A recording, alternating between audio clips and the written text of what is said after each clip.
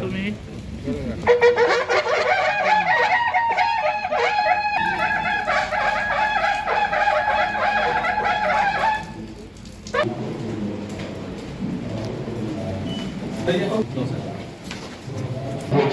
महाराष्ट्र राज्य सहकारी संघ मर्यादित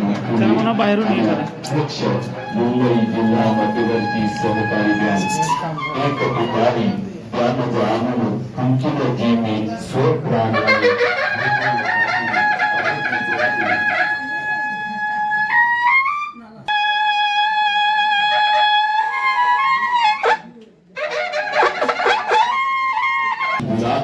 सहकार वनातले मानधायक आणि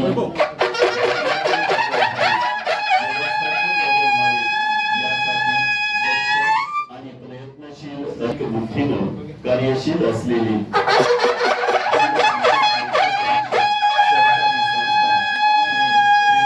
धन्य झाली कस्तुरी मनाची तिने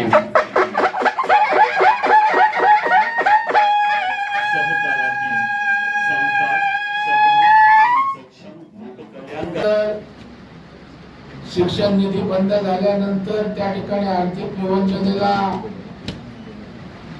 महाराष्ट्र राज्य सहकारी संघाला सामोरे जावं लागलं आणि त्याचा परिणाम जिल्हा सहकारी बोर्ड सुद्धा त्या ठिकाणी सक्षम होऊ शकले नाही। म्हणून या ठिकाणी अशा वेळेला सहकारातला कार्यकर्ता म्हणून केवळ आपण हे डोळे मिटून पाहू शकत नाही। या भावनेतनं राज्य सहकारी संघाची निवडणूक त्या ठिकाणी आम्ही लढवली आणि राज्यातल्या सगळ्या सहकारी कार्यकर्त्यांना एक मतानं त्या ठिकाणी या सर्व संघाची सूत्र माझ्या हाती दिली आणि माझा एक स्वभाव आहे, मग विधिमंडळात असो, राज्याचा विरोधी पक्ष नेता म्हणून केलेलं काम असेल किंवा एखाद्या संस्थेमध्ये जबाबदारी असल्यावर त्या संस्थेला दिशा देण्याचं काम सातत्याने मी केलं। या कष्टसेवी राज्य सरकारने बाहेर काढलं पाहिजे, राज्यातले जिल्हा बोर्ड त्या ठिकाणी सक्षम केले पाहिजे ही भूमिका घेऊन आम्ही कामाला सुरुवात केली आणि आज त्या ठिकाणी शिक्षण निधीचा असेल, प्रशिक्षण देणारी शिक्षण संस्था म्हणून असेल, शासनाचं अनुदान असेल, हे विषय आपण त्या ठिकाणी मालकी जगदाळे साहेब त्या ठिकाणी लावतोय।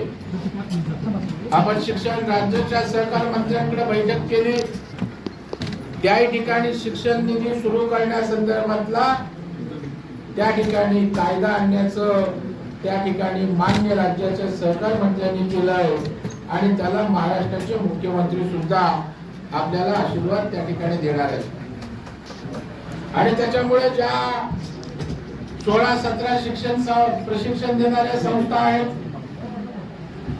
काही संस्था तर अशा आहेत त्यांच्यावर कुठल्याही प्रकारची यंत्रणा नाही, ट्रेन अशा प्रकारचं व्यवस्थापन नाही, तरी सुद्धा अधिसूचित केले आणि ज्याच्या बायलॉज मध्ये उद्देश शिक्षण प्रशिक्षण आहे अशा संघाकडे त्या ठिकाणी शिक्षण प्रशिक्षणाचा येणारा लोंढा त्या ठिकाणी कमी झाला। मग अशा वेळेला अमरेला ऑर्गनायझेशन म्हणून आपली शिखर संस्था असावी आणि आपल्या हाताखाली त्या ठिकाणी इतर त्या ठिकाणच्या ज्या अधिसूचित झालेल्या संस्था असाव्यात अशा प्रकारची भूमिका मांडली।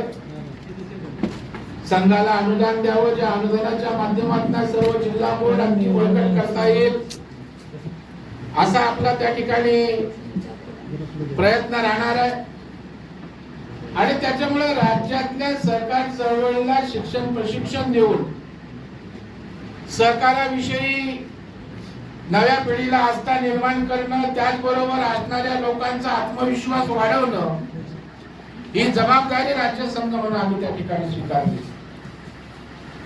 आणि या गोष्टी आपण करतोय। परवाच त्या ठिकाणी आम्ही राज्याच्या आमच्या संचालक मंडळाच्या प्रशासकीय कार्यालयाचं उद्घाटन केलं, जसं आपण सभागृहाचं करताय। शेवटी आपण ज्या ठिकाणी काम करतो त्या वास्तू स्वच्छ सुंदर चांगल्या असल्या पाहिजे. आणि आमचा राज्य सहकारी संघ खंडर झाला होता, तिकडे गवत वाढलेला आहे, तिकडे काळोख आहे, अंधार आहे. आणि अशा परिस्थितीमध्ये चांगल्या मानसिकतेतनं आपण काम करू शकत नाही. म्हणून आम्ही त्या ठिकाणी अशाच प्रकारचं अद्ययावत कार्यालय त्या ठिकाणी सुरू केलंय. पूर्ण प्रशासकीय कार्यालय आम्ही सुरू करतोय. आणि त्याही वेळेला उद्घाटनामध्ये राज्याचे मंत्री चंद्रकांत दादा पाटील आले होते आणि त्यांनी सुद्धा त्या ठिकाणी शिक्षण निधीच्या संदर्भात संसदीय कार्यमंत्री म्हणून सहकार विभागाचा प्रस्ताव त्या ठिकाणी कायद्यामध्ये आणण्याचा शब्द सुद्धा त्यांनी आपल्याला या ठिकाणी दिलेला आहे.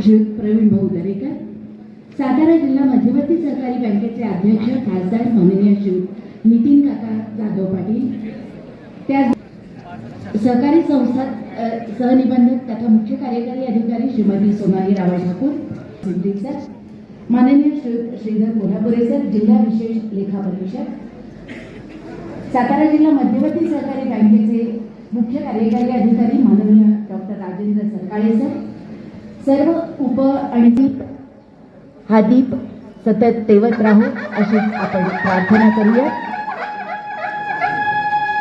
छत्रपती शिवाजी महाराज आणि स्वर्गीय यशवंतराव चव्हाण यांच्याही प्रतिमा त्या ठिकाणी आहेत. त्यांना अभिवादन या मान्यवरांच्या हस्ते माननीय नामदार श्रीमंत छत्रपती शिवेंद्रसिंहराजे भोसले, माननीय प्रवीण भाऊ दरेकर, खासदार माननीय श्री नितीन काका जाधव पाटील आणि सर्व उपस्थित या सर्वांच्या हस्ते या ठिकाणी दीपप्रज्वलन केलं जातं आणि दीपप्रज्वलनाने या कार्यक्रमाची सुरुवात केली जाते. नुकतंच काही वेळापूर्वी सहकार प्रशिक्षण सभागृह याचं उद्घाटन या सर्व मान्यवरांच्या हस्ते पोवई नाका अजिंक्य कॉलनी या ठिकाणी झालेला आहे आणि आता या ठिकाणी सहकारी संस्था कार्यकर्त्यांसाठीचं चर्चासत्र संपन्न होत आहे। या सर्व मान्यवरांच्या आर्थिक विकासात स्वयंस्फूर्त आणि स्थानिक नेतृत्वाला चांगली संधी उपलब्ध करून देतात। सहकारी संस्थांमधली लोकशाही तत्वप्रणाली आणि व्यवस्थापनात असलेल्या